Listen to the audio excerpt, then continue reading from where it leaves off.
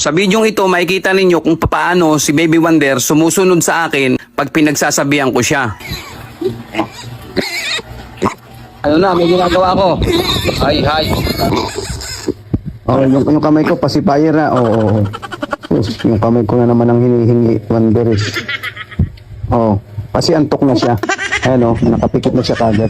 Sige na, tapusin ko lang to. Baba. Mamaya. Nakita nyo, Wanderis, bumaba siya ng mabilis, masaya, na parang bata. Sleep ka na muna diyan sa unan. Yan, higa ka dyan sa unan mo.